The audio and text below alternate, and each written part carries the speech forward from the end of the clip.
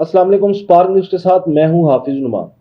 धरना inquiry commission की report मंजर यहाँ पर आई है और इसमें बहुत सारी चीज़ें ऐसी हैं कि जो इंतहाई मुज़ीका खेज़ हैं, क्योंकि 7-8 साल से इसने हमारे मुल्क के अंदर एक सनसनी फैला के रखी हुई है। 2017 में जब ये धरना दिया गया था तो उस वक़्त पाकिस्तान मुस्लिम लीग नून की हुकूमत थी और पाकिस्तान मुस्लिम लीग नून की हुकूमत का ये कहना था उस वक़्त से लेकर अब तक कि वो जो धरना था वो प्लांटेड था। टीएलपी का धरना प्लांटेड धरना था। जानबूझ के हुकूमत को गिराने के लिए ख़ास इदारों ने टीएलपी को इस्तेमाल किया था और उनकी हुकूमत को गिराना चाहते थे कुछ ख़ास लोग। लेकिन वक्त के साथ साथ उनके मौक़िफ़ को तक़वियत मिलती गई। 2019 में उस वक़्त जो अब चीफ जस्टिस हैं कादी फायद ईसा साहब, उन्होंने 2019 में एक फ़ैसला दिया था जिसमें उन्होंने शक व शुबात का इज़हार किया था और उन्होंने कहा था इस मामले की इंक्वायरी होनी चाहिए और मैं देखना चाहता हूँ कि इसका मास्टरमाइंड कौन है। वो जो धरना था ना, फैज़ाबाद का धरना, वो उस धरने की वजह से काफ़ी मुल्क में स्यापे भी पड़े। सबसे बड़ा स्यापा, जो पहला स्यापा था, वो ये था कि उन्होंने कादी फायद ईसा साहब ने उस वक्त बड़ा बोल्ड स्टेप लेते हुए एक फ़ैसला दिया था जिसमें उन्होंने बाज़ इदारों के बाज़ लोगों पर तनकीद की थी और कहा था कि इनका किरदार जो है वो मशकूक है। और फिर उनका जो मौक़िफ़ था उसको तक़वियत उस वक़्त मिली थी जब पाकिस्तान मुस्लिम लीग नून, उस वक़्त के वज़ीर-ए-आज़म, उनको हटा दिया गया था नवाज शरीफ साहब को। उनकी जगह फिर शाहिदा खान अब्बासी साहब आ गए थे और चौधरी निसार जो थे वो पहले धरने में उस वक़्त वहाँ पे मौजूद थे, लेकिन बाद में फिर वो भी चेंज कर दिए गए थे। जब नवाज शरीफ को हटाया गया तो कैबिनेट चूँकि ख़त्म हो गई थी तो नई कैबिनेट में फिर एहसन इकबाल साहब आए थे। उस वक़्त के वफाकी वज़ीर कानून ज़ाहिद अहमद को धरने की वजह से उनको भी हटा दिया गया और ये मामला यानी तूल पकड़ता गया। अब जबकि चीफ जस्टिस बने हैं कादी फायद ईसा, तो उन्होंने ये केस लगा, 2-3 साल केस को सुना ही नहीं गया। नज़र सानी की जो दरख्वास्तें थी वो पेंडिंग कर दी गई और इन्होंने फिर उस केस को सुनना शुरू किया। जब इन्होंने सुनना शुरू किया तो उस वक़्त जितने भी लोग थे, 2019 में जो उनका फ़ैसला था उस पर MQM, PTI और शेख रशीद और वज़ारत दिफ़ा वगैरह जितने भी फ़रीक थे, अब उन्होंने आकर सब ने विड्रॉ कर दिया। अपनी नज़र सानी की दरख्वास्तें उन्होंने वापस ले ली थी। लेकिन उन्होंने नवंबर में उन्होंने हुक्म दिया था इस मामले की सारी इंक्वायरी की जाए। धरना उसका जो मास्टरमाइंड है, मैं उस तक पहुंचना चाहता हूँ। फैज़ हमीद साहब का नाम लिया जाता रहा बार बार कि असल इसके जो मुहर्रिक थे वो फैज़ हमीद साहब थे 2017 में और 2019 में। उस वक़्त वो DGC ISI थे और उन पर यह शक किया जाता रहा कि ये सारा धरना जो था प्लांटेड था और इसके सरखेल जो थे वो फैज़ हमीद साहब थे। अब आ जाते हैं 2023 में, जब ये सुप्रीम कोर्ट ने फैसला दिया कि इसकी इंक्वायरी की। एक कमीशन बनाया, 2 साबिक IG और एक हाजिर सर्विस सीनियर ब्यूरोक्रेट, उनको शामिल किया गया। उन्होंने इंक्वायरी की और क्या मज़ेदार इंक्वायरी की है और ऐसी खूबसूरत इंक्वायरी हुई है कि इसमें किसी को मुर्द इल्ज़ाम ठहराया ही नहीं गया। सिरे से ही चंद मशवरे दिए गए हैं और तहकीकात जो की गई हैं उसमें ये कहा गया है कि उस वक़्त के जो DGC थे ISI के जनरल रिटायर्ड फैज़ हमीद, वो जो भी किरदार अदा कर रहे थे वो उस वक़्त के आर्मी चीफ जनरल बाजवा और उस वक़्त के वज़ीर-ए-आज़म शाहिदा खान अब्बासी और उस वक़्त के वज़ीर दाखिला एहसन इकबाल की मर्जी से कर रहे थे।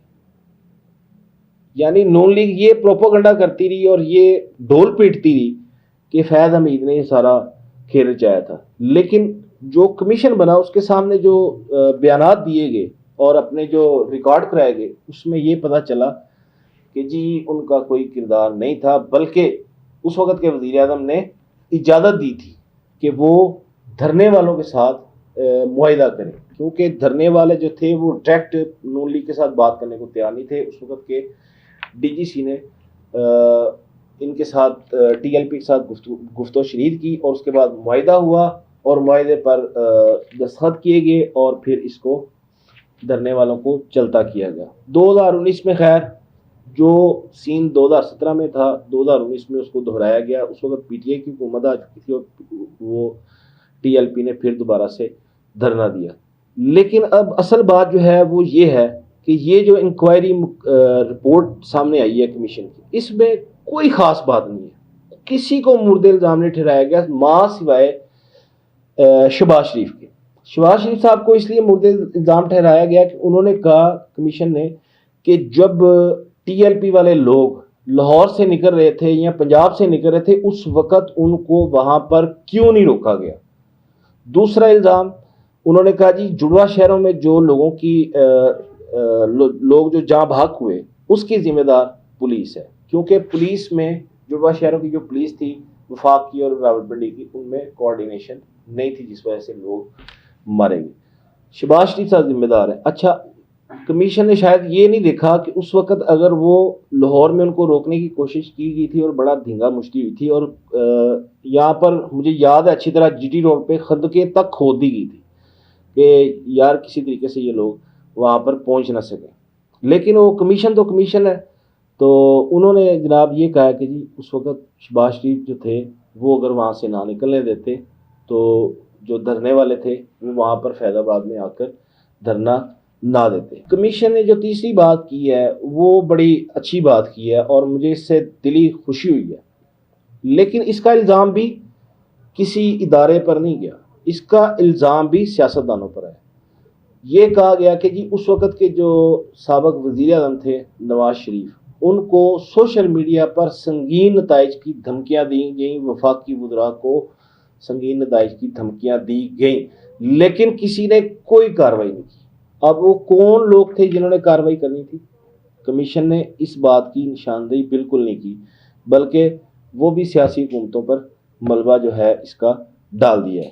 اور اس معاملے میں ایک کمیشن نے یہ تجویز دی ہے، ایک کمیشن نے کہا ہے کہ جو ہمارے عسکری ادارے ہیں ان کو چاہیے کہ سول معاملات میں مداخلت نہ کریں، بلکہ یہ جو معاملہ تھا دھرنے والا اس میں چاہیے یہ تھا کہ آئی بی اور دوسرے جو سول ادارے تھے وہ اس میں مداخلت کرتے اور چیزوں کو روکتے۔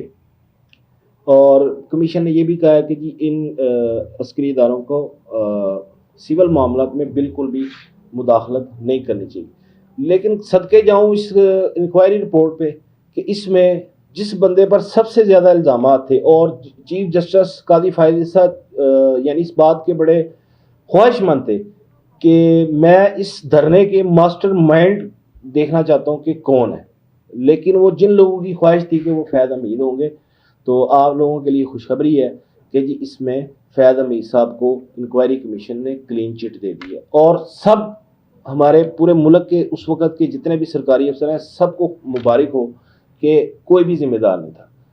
اس وقت دھرنا جو تھا اس کی ذمہ دار حکومت ہی تھی، ٹی ایل پی نے جو دھرنا دیا تھا اس کی ذمہ دار حکومت ہی تھی، اور کسی قسم کا کوئی ادارہ بھی اس میں نہ ملوث تھا اور نہ ہی اس کا ذمہ دار ہے۔ تو یہ تھی انکوائری کمیشن کی رپورٹ۔ اللہ اللہ اور خیر سنا۔ ہمارے ملک کا جو حالات ہیں اس میں حمود الرحمان کمیشن بنا لیکن کسی کو سزا نہیں دی گئی۔ یہ کمیشن بنتے ہیں، انکوائریاں ہوتی ہیں، لوگوں کو کلین چٹ دے دی جاتی ہے اور عوام جو ہیں وہ سر اپنا پٹکتے رہتے ہیں، سر پیٹتے رہتے ہیں اپنا، کہ شاید جنہوں نے لوگوں کی املاک تباہ ہوئی، لوگوں کے بچے موت کی وادی میں چلے گئے اور لوگوں کا کروڑوں اربوں روپے کا نقصان ہوا، اس کا کون ذمہ دار ہے؟ اس کا کوئی بھی ذمہ دار نہیں ہے۔ انکوائری کمیشن نے اس میں کسی کو بھی مورد الزام نہیں ٹھہرایا۔ تو یہ تھا دوستوں میرا آج کا ویلاگ۔ ہمیں کمنٹ باکس میں ضرور آگاہ کیجیے گا اپنی رائے سے، اور ہماری ویڈیو کو لائک اور شیئر کرنا مت بھولیے گا۔ کل تک کے لیے مجھے اجازت دیں۔ اللہ حافظ۔